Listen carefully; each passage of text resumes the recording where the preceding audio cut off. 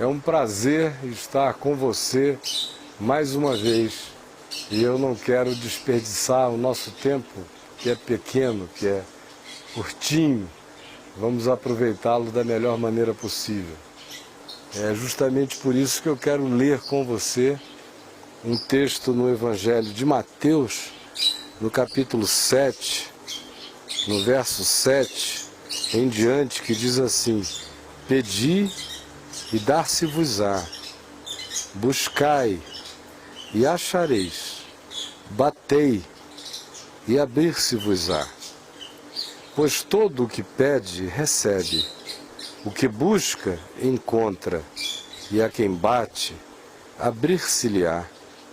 Ou qual dentre vós é o homem que, se porventura o filho lhe pedir um pão, lhe dará uma pedra? Ou se lhe pedir um peixe, lhe dará uma cobra? Ora, se vós que sois maus, sabeis dar boas dádivas aos vossos filhos, quanto mais vosso Pai, que está nos céus, dará boas coisas aos que lhe pedirem. Tudo quanto, pois, quereis que os homens vos façam, assim fazei-o vós também a eles, porque esta é a lei e os profetas. Essa palavra de Jesus nos incita à oração em primeiro lugar. Esta é a primeira realidade à qual ela se vincula. A necessidade de orar, a objetividade de orar, a utilidade de orar, ao significado de orar. Todos os verbos que Jesus usa são verbos que carregam o poder imperativo. Pedi. Estabelece um pedido sem dúvida. Pedi e dar-se-vos-á. Buscai, um movimento de quem não só deseja, mas se manifesta na direção do que deseja. Buscai e achareis. E batei e abrir-se-vos-á. Todos os verbos que Jesus usa aqui relacionados à oração implicam numa atitude de confiança pré-existente. Só pede quem confia na possibilidade de receber, senão não pede. Só busca quem acredita na possibilidade de encontrar. E só bate aquele que tem aonde bater, e aonde ele bate, para ele, aquilo carrega a possibilidade de se abrir. Então, antes de qualquer coisa, Jesus está dizendo que esse pedir, esse buscar e esse bater, pré-existentemente a eles, e tem que existir confiança, tem que existir fé. Do contrário, é melhor não pedir, é melhor não buscar, é melhor não bater. Sem fé, é impossível agradar a Deus. Mas a segunda coisa que Jesus ensina aqui também é que não basta pedir e não basta ter fé na fé. Tem gente que tem fé na fé. Aí o indivíduo pede dizendo: eu pedi, eu vou receber porque eu tenho muita fé. Essa pessoa crê na fé como instrumento de constrangimento de Deus, como se Deus ficasse encurralado pelas minhas crenças, pela minha disposição de anunciar aos céus a minha crença produzida por mim mesmo em relação ao Deus invisível. Aí tem gente que acha que porque acredita em milagre, acredita em sobrenatural, acredita que os céus podem visitar a terra, acreditam que o poder de Deus pode se manifestar aos homens, e porque creem nisso, acham que, pelo simples fato de que assim creem, podem pedir o que queiram. Aí pedem o que Deus não dá, buscam o que em Deus não se encontra, batem para aquilo em relação a que Deus não abre porta alguma. Aí o indivíduo fica extremamente frustrado e diz: mas eu tive fé na fé, a minha fé era grande, e eu pedi. Mas Deus é Pai, não esqueça disso. Por isso Jesus diz que Ele, como é Pai, e é um Pai melhor do que o melhor Pai entre todos os pais concebíveis e imagináveis, se o filho lhe pedir um pão, ele não dará uma pedra. Se lhe pedir um ovo, ele não lhe dará uma serpente. Isso é quando Deus nega peremptoriamente aqui na mente humana existe a possibilidade de que a gente peça a Ele coisas boas e Ele nos dê coisas ruins.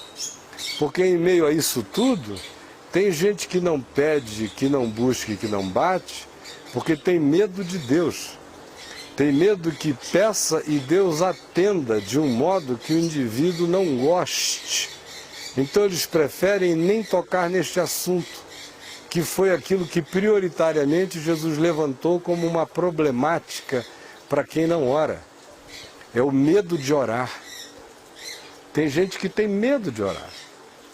Tem medo de pedir e não ser ouvido, de buscar e não alcançar, de bater e não abrir. Então, por covardia, não pedem. Por falta de confiança no amor do Pai, não buscam. Por falta de convicção sobre a realidade de que Deus é um Deus que abre portas até impossíveis muitas vezes, eles não ousam bater. E a vida, portanto, para essas pessoas, vai caminhando com auspícios próprios e o indivíduo sempre suspeitando algo em relação aos céus, em relação a Deus. Aí Jesus disse, esse aí, se buscar não vai encontrar, se pedir não vai achar, se bater não vai abrir, porque ele não pede, não busca e não vai atrás, porque simplesmente ele acredita que Deus não é bom. Ele tem grandes suspeições sobre Deus. Ele não acredita, de fato, que vai haver resposta dos céus. Ele está tão traumatizado com a ideia de pai que ele tem na terra, o pai que ele teve, que ele pediu um pão e o cara dava uma pedra, ele pediu um ovo e o sujeito dava uma serpente, que por causa do trauma dele, ele transfere essa perspectiva para Deus e também não pede nada a Deus, não confia em ninguém, é um traumatizado. Mas existe o segundo caso, que por inferência está aqui também estabelecido e prescrito. Qual é? Ora, no que Jesus disse que era o caso mais normal, é aquele indivíduo que não acredita no amor de Deus, por isso não ora. Tem sérias suspeições acerca de Deus. O segundo caso é daquele indivíduo que pede, mas pede para esbanjar nos seus prazeres, nos seus caprichos, como diz o apóstolo Tiago, irmão de Jesus, na sua única epístola aqui no Novo Testamento. Pedis e não recebeis, ou pedis e nada tendes, porque pedis mal. Sim, pedis para esbanjardes nos vossos prazeres. É aquela oração hedônica, a oração dos caprichos, a oração dos desejos, a oração dos cassinos, a oração dos que querem sorte e não bênção, a oração dos que querem coisas e não graça, a oração dos que querem objetos e não virtude, a oração dos que querem aquisições e não as verdadeiras riquezas, a oração dos que desejam que Deus seja corretor de imóveis, ou que Deus seja o gerente de apólice de seguros, ou que Deus seja o médico que profilaticamente garanta que o indivíduo nunca vai sofrer nem de gripe. Aí, como Jesus nunca fez essa promessa a ninguém, porque Jesus nunca fez promessas de suspensão da realidade, ao contrário, ele disse, no mundo tereis aflições, mas tende bom ânimo, porque eu venci o mundo. Como ele não atende a caprichos, o indivíduo fica pensando que pode chegar diante de Deus com as suas próprias causas particulares e submetê-las a Deus em oração, como se pelo simples fato de ele crer que Deus existe e ele crer que Deus ouve orações, isso pode dar a ele a prerrogativa de apresentar a Deus a causa que ele entenda. Aí aparece a imagem de alguém orando, abençoando o pai de propinas. Não importa o que se pediu ali, se o que se pediu foi proteção para o roubo, não haverá proteção para o roubo. Se pediu proteção para o esquema, não haverá proteção para o esquema. Quem faz esquema que proteja o seu esquema, mas não peça ajuda a Deus. Deus não se associa aos esquemas da corrupção, nem do capricho, nem da maldade, nem dos meus vícios de alma, nem das minhas cobiças infantis, nem das minhas invejas, nem dos meus ciúmes, nem das minhas causas interesseiras, nem das minhas reputações a serem mantidas. Ele não tem nenhum compromisso com os meus bolos, os meus confeitos, nem com as purpurinas das minhas festas de fantasia. Nenhum compromisso. Deus é o Deus da vida. Ele criou a vida, não criou Las Vegas. Ele criou a vida, não criou um cassino. Ele criou vida, ele não criou a Câmara Distrital de Brasília. Isso é uma criação de indivíduos. Então, eu peço a Deus que tenha misericórdia dos que estão na Câmara Distrital de Brasília, mas não peço Ele para abençoar nenhuma corrupção ali. Peço para que ali a corrupção apareça, não importa o significado dela, da dor ou da suposta desconstrução. O que mata, gerando um câncer com metástase, é o não descobrimento ou a descoberta que não se faz acompanhar da devida punição segundo a lei. Portanto, não ore pedindo a Deus para abençoar o banditismo. Não chegue a Ele pedindo a Ele: Pai, me dá essa serpente. Eu adoro brincar com serpente. Eu adoro botar serpente no meu bercinho. Que maravilha, uma cascavel ao meu lado. Se tu me amas, ó Deus, dá-me uma cascavel. Mas ele é pai, ele daria um ovo. A serpente não. Aí você começa e continua a buscar a serpente. E ele serve o ovo. Ovo frito, cozido, mexido, te serve um ovo. E você dá de mão ao ovo. Ovo não, ovo eu não gosto. Eu quero uma cascavel.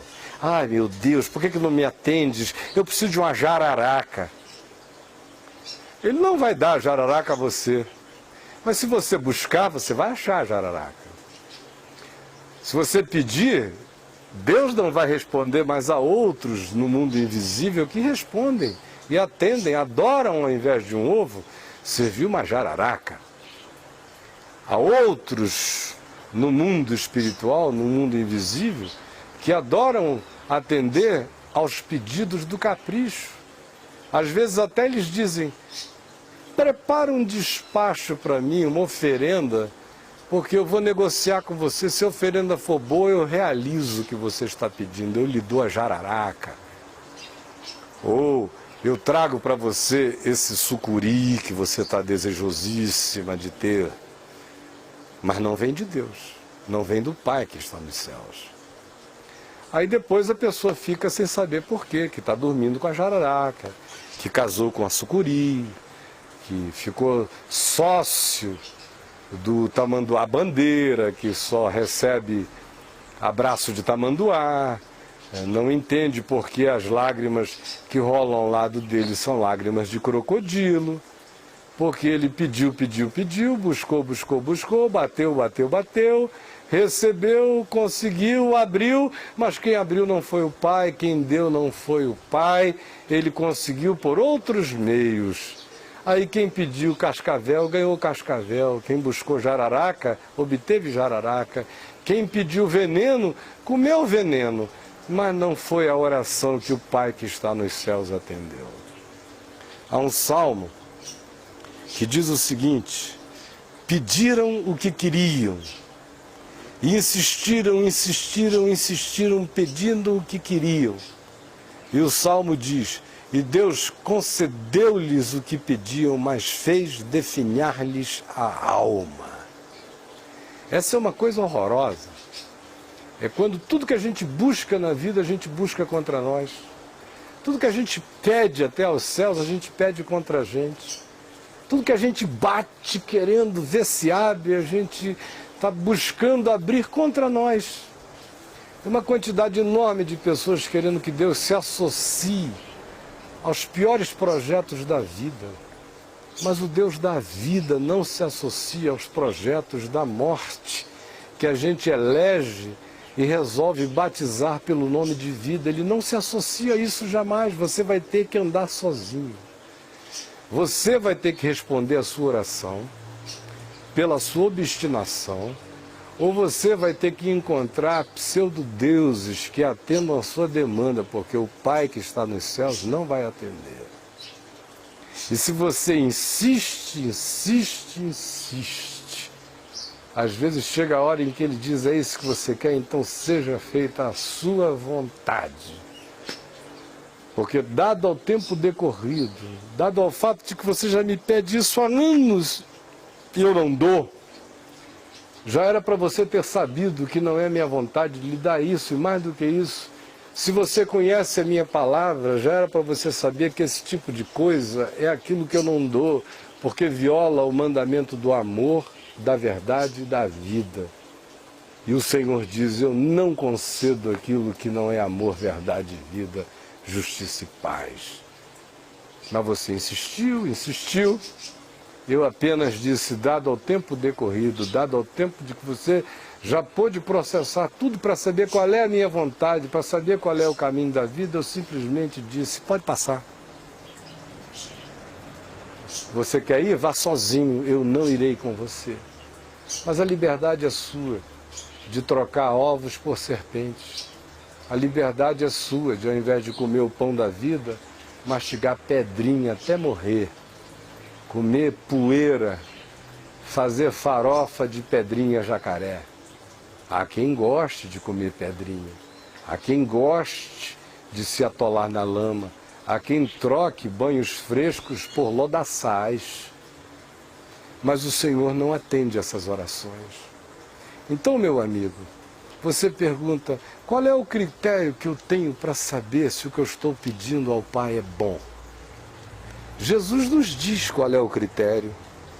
Ele diz o seguinte, concluindo tudo isto, tudo quanto, pois, quereis que os homens vos façam, assim fazei-o vós também a eles, porque esta é a lei e os profetas. Se eu quero saber se o que eu peço é bom, se o que eu busco é bom, se o que eu bato para abrir a porta é algo bom e razoável, é simples de acordo com o critério de Jesus. Basta que eu pense invertendo os polos. De fato, o que eu estou pedindo a Deus é alguma coisa que eu, olhando para mim mesmo, eu acredito de todo o coração que realiza a vida, o bem da vida. É alguma coisa que eu posso pedir para mim sem a menor dúvida de que em mim isso realizaria o bem? Ou é só um capricho meu? É fácil a gente saber dos nossos caprichos, medindo o sentido das coisas pelo que Jesus disse. Tudo quanto, pois, quereis que os homens vos façam, como é que você quer que os homens tratem você? Você quer ser tratado com iniquidade, com injustiça, com perversidade, com maldade, com dissimulação, com manipulação, com dubiedade, com hipocrisia, com falsidade, com mentira, com estelionato, com engano? Você gostaria de ser tratado assim? É isso que você é traído? Você adora ser enganado? Você ama ser manipulado? Você gosta de ser transformado num otário cósmico? Você gosta de medidas desiguais? gosta de receber bem menos do que os outros pelo mesmo trabalho realizado? Se você gosta disso, então trate os outros com iniquidade, com injustiça, com mentira.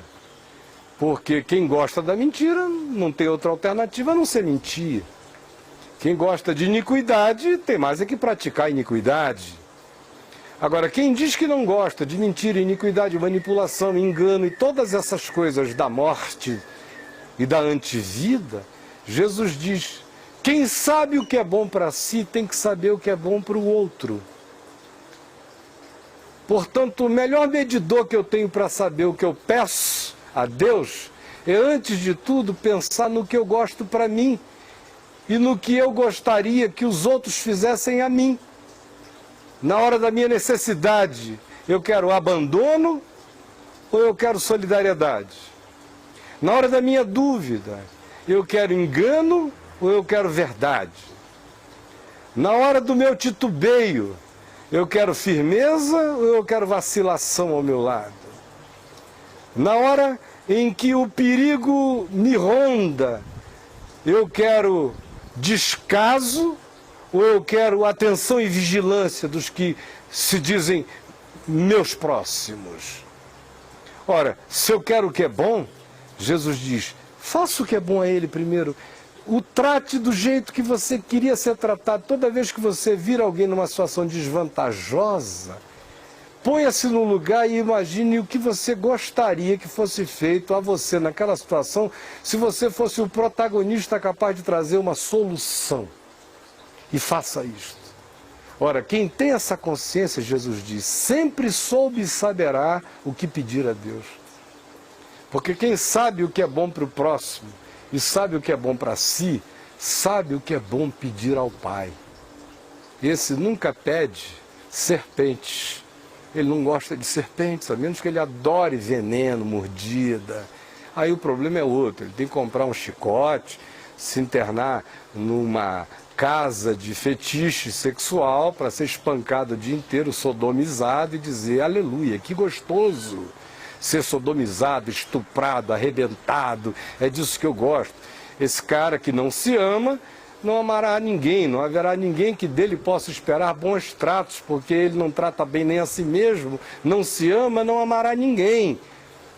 Já está perdoado por não ter nem gente dentro dele ainda. Mas se não é seu caso, não fique dizendo, eu não sei o que pedir ao Pai. É fácil saber. Olhe para fora. Veja o que você gostaria que fosse feito a você em circunstâncias desvantajosas na vida e faça ao próximo esse bem. À medida em que você for praticando o bem que você quer para si aos outros, o alinhamento da sua consciência em relação a Deus e ao significado do que pedir se estabelece com clareza, porque desse ponto em diante você vai começar a aprender o que é amor.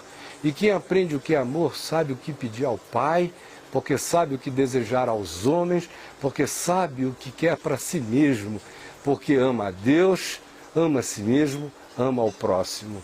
Esse não se equivoca no que pede, não tem dúvidas sobre o que seja bom e o que seja bem. Só aquele que não carrega esse conteúdo no coração é que tenta evocar para si o álibi de dizer, mas eu não sabia. Mentirinha sua. Era o que eu queria dizer hoje. Preste atenção, o que você ouviu foi Evangelho de Jesus. O que você ouviu foi Palavra da Vida.